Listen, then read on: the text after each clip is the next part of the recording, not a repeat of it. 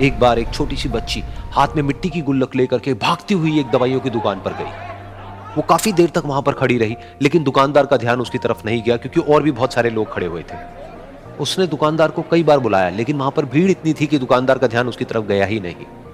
और फिर उस बच्ची को थोड़ा सा गुस्सा आया तो उसने अपनी मिट्टी की गुल्लक लेकर के वहीं काउंटर पर जोर से रख दी, जिसके बाद में जो दुकानदार था और जितने भी लोग खड़े थे वो सब उस बच्ची की तरफ देखने लग गए। और फिर उस दुकानदार ने उस बच्ची से पूछा, बेटे आपको क्या चाहिए?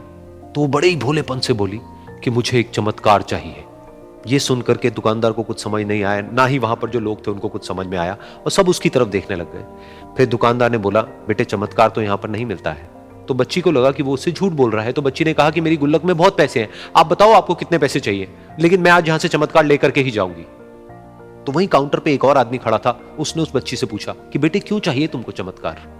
तब उस बच्ची ने अपनी कहानी बताई कि अभी कुछ दिन पहले मेरे भाई के सर में बहुत तेज दर्द हुआ, तो मेरे पापा मम्मी उसको हॉस्पिटल ले गए। उसके बाद कई दिन तक मेरा भाई घर नहीं आया। तो मैंने कई बार अपने पापा से पूछा, लेकिन उन्होंने मुझे कुछ नहीं बताया।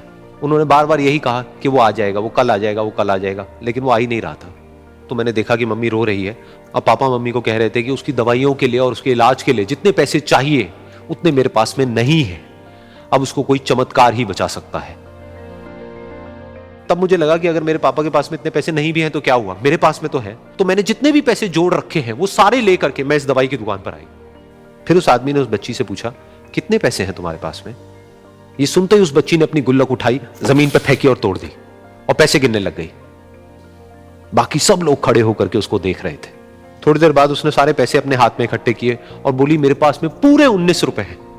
वो जो आदमी वहां पर खड़ा था वो थोड़ा सा मुस्कुराया और बोला कि अरे तुम्हारे पास में तो पूरे पैसे हैं, इतने का ही तो आता है चमत्कार। ये सुनकर के वो बच्ची बहुत खुश हो गई और बोली कि चलो मैं आपको अपने पापा से मिलवाती हूं।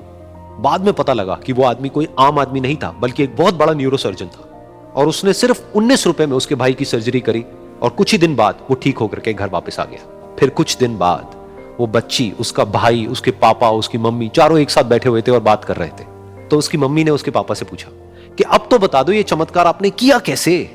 तो उन्होंने अपनी बेटी की तरफ देखा और बोले, ये चमत्कार मैंने नहीं, इसने किया है।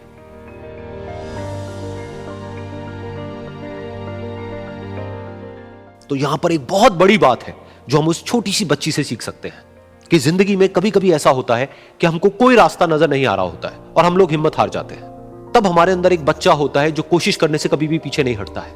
वो हार मानने को तैयार नहीं होता है क्योंकि उसको ना शब्द समझ नहीं आता है। वो बच्चा जिसके लिए कुछ भी नामुमकिन नहीं है, क्योंकि वो हर हाल में कोशिश करता ही रहता है।